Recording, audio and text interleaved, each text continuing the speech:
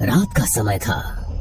गांव रामपुरा में चारों ओर सन्नाटा पसरा हुआ था। खेतों के बीच से आती ठंडी हवा पेड़ों को हिला रही थी। गांव के लोग जल्दी सो जाया करते थे, लेकिन उस रात कुछ अजीब था। गांव की औरतें अक्सर आपस में चर्चा करती थी कि पिछले कुछ हफ्तों से गांव में अजीब घटनाएं हो रही है। कहते हैं किसी ने गांव में टोटका किया है। चौपाल पर गांव वाले बैठे थे। लालटेन की मध्यम रोशनी में सबकी आंखों में डर साफ दिख रहा था। भाई, ये सब साधारण बीमारी नहीं है। ये किसी का किया कराया है। कोई टोटका कर रहा है हमारे गांव में। हाँ, कल रात मैंने खुद देखा था। पीपल के पेड़ के नीचे कोई औरत काले कपड़ों में कुछ बिखेर रही थी। अरे ये तो बड़ा अशुभ है। टोटके का असर पूरे गांव पर पड़ेगा। देखो भाइयों, टोटका बहुत खतरनाक होता है। इससे इंसान की आत्मा तक को बांध लिया जाता है। हमें ये पता लगाना होगा कि ये कौन कर रहा है। मैंने अभी देखा, काली सड़क के किनारे किसी ने मिट्टी में खून से बने गोले और नींबू रखे हैं। ये सुनते ही सबकी रूह कांप गई। गांव के एक कोने में गोविंद का घर था। गोविंद की पत्नी रीना कई दिनों से बीमार पड़ी थी।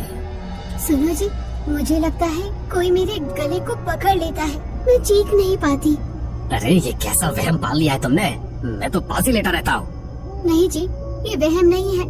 कल रात मैंने साफ देखा, कोई परछाई मेरे सिरहाने खड़ी थी और उसके हाथ में खोपड़ी थी।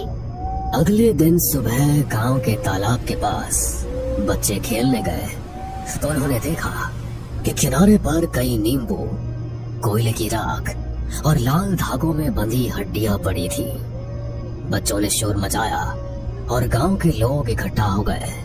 अरे देखो, ये तो साफ टोटके की निशानी है। अरे अब तो कोई शक ही नहीं बचा। कोई हमारे गांव को बर्बाद करना चाहता है। आज रात मुझे पूजा करनी होगी, वरना इसका असर और बढ़ जाएगा। उस रात गांव के लोग डर से जल्दी जल्दी अपने घरों में बंद हो गए। अचानक हवा तेज चलने लगी। नीम और पीपल के पेड़ जोर जोर से हिलने लगे। बचाओ, कोई मुझे खींच रहा है। गोविंद ने उसे कसकर पकड़ लिया, लेकिन उसने देखा कि रीना का शरीर अपने आप दरवाजे की ओर खिंच रहा है, जैसे कोई अदृश्य ताकत उसे घसीट रही हो। पंडित जी, कोई जल्दी आइए, रीना को बचाइए। गोविंद की चीख सुनकर आधी रात में गांव के कई लोग दौड़े आए। रीना जमीन पर तड़प रही थी। उसके हाथ पांव ऐंठ रहे थे, आंखें उलट चुकी थी। हे भगवान, ये औरत तो भूत प्रेत से ग्रसित लगती है। नहीं, ये सब उसी टोटके का असर है। पंडित तुरंत मंत्र पढ़ते हुए कमरे में आए। इसे कसकर पकड़ लो, किसी भी हालत में इसे बाहर मत जाने देना। गोविंद और दो गांव वालों ने रीना को कसकर पकड़ा। पंडित जी ने मंत्रोच्चारण शुरू किया। अचानक लालटेन की लौ जोर से कांपने लगी। छोड़ दो इसे, ये अब मेरी है, कोई नहीं बचा सकता इसे। इसी बीच गांव के चौकीदार ने बताया कि उसने कई बार रात को काली साड़ी पहने एक औरत को पीपल के पेड़ के नीचे देखा है। मैंने देखा, वो औरत राख और नींबू से गोला बनाती है और उसमें हड्डियां गाड़ देती है। लेकिन कौन हो सकती है वो? सुना है पास वाले गांव की जगनी चाची टूने टुक्के कर दिए। कहीं वही तो नहीं? हो सकता है, लेकिन बिना सबूत किसी पर इल्जाम मत लगाओ। हमें खुद जाकर देखना होगा। उस रात पंडित जी, गोविंद, रामलाल और गफूर, चार लोग लालटेन लेकर पीपल के पेड़ की ओर निकले। हवा में अजीब सी गंध थी, जैसे किसी ने जानवर की बलि दी हो। पेड़ के नीचे पहुंचते ही सबके कदम रुक गए। जमीन पर राख, नींबू और खून से बनी आकृतियां पड़ी थी और बासी मिट्टी में गड़ी एक मिट्टी की गुड़िया मिली, जिसमें रीना का नाम लिखा हुआ था। ये तो मेरी बीवी का नाम है। अब साफ हो गया, किसी ने रीना पर टोटका किया है। अचानक पास की झाड़ियों से सरसराहट हुई। सबने देखा, काली साड़ी पहने एक औरत झुककर कुछ बुदबुदा रही थी। उसके हाथ में एक मिट्टी का घड़ा था। वही है, वही औरत। वो औरत फटाफट अंधेरे में गायब हो गई। अगली सुबह गांव में ये खबर फैल गई।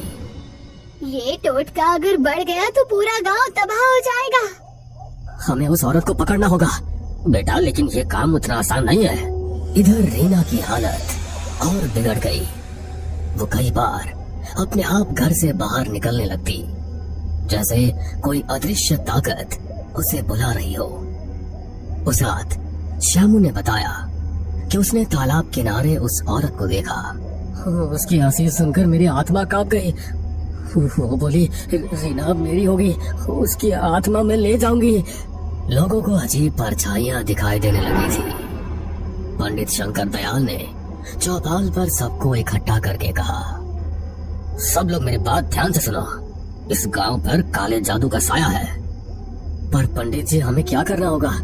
हमें उस औरत को पकड़ना होगा जो टोटका कर रही है, लेकिन याद रखना, उसकी नजर से मिलते ही आदमी पागल भी हो सकता है।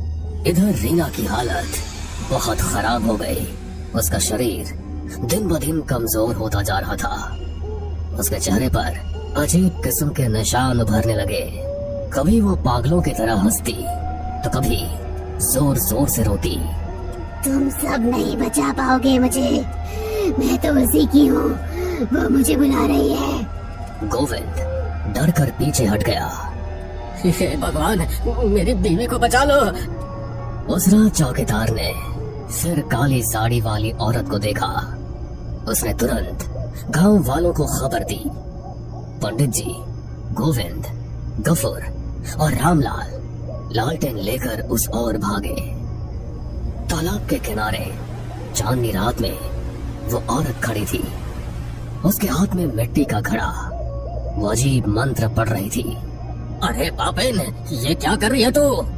औरत ने धीरे धीरे मुड़कर उनकी ओर देखा। उसकी आंखें लाल थी। उसके होठों से खून टपक रहा था। आ गए तुम सब। जिसे बचाना चाहते हो उसे तो मैं पहले ही बांध चुकी हूँ। अब कोई नहीं छिड़ा सकता। तू कौन है? तुम्हारी रीना, उसकी किस्मत मैंने लिख दी है। उसके जीवन की डोर अब मेरे हाथ में है। अपना नाम बता, वरना अग्नि देवता की सौगंध खाकर कहता हूँ, तुझे मैं यहीं जलाकर भस्म कर दूंगा। मेरा नाम जगनी है।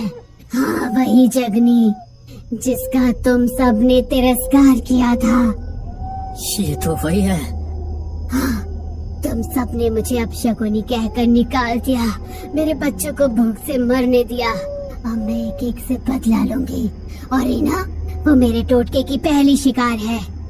जगनी ने अचानक अपने घड़े से काला तरल जमीन पर फेंका। अचानक हवा तेज हो गई। काले धुएं से चारों तरफ अंधेरा छा गया। उसी वक्त रीना अचानक अपने घर से निकलकर भागती हुई वहां पहुंच गई। उसकी आंखें सफेद थी, चेहरा काला पड़ चुका था। माँ, मैं आ गई। रीना, ये तो क्या कह रही है? देखा, अब ये मेरी बेटी है। इसकी आत्मा मैंने अपने काले मंत्र से बांध ली है। पंडित जी, मेरी रीना को बचा लीजिए। आज ये निर्णायक रात है। या तो टोटका टूटेगा या फिर ये औरत रीना की आत्मा को लेकर चली जाएगी। रीना पागलों की तरह जगनी की ओर बढ़ रही थी। अरे दुष्टा, तेरे सारे टोटके मेरी मंत्र शक्ति के सामने टिक नहीं पाएंगे। उन्होंने हाथ में गंगा जल की शीशी उठाई और चारों ओर छिड़कने लगे।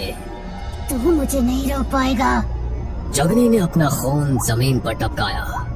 उसी पल काले धुएं से 3 काले साए निकलकर वहां घूमने लगे। उनकी आंखें अंगारों जैसी लाल थी। ये तो प्रेत है। पंडित जी, हमें बचाइए। मैं अब इंसान नहीं, मैं अब उसकी हूँ। रीना, रीना होश में आओ, मैं तुम्हारा पति हूँ। रीना ने अचानक उसे जमीन पर गिरा दिया।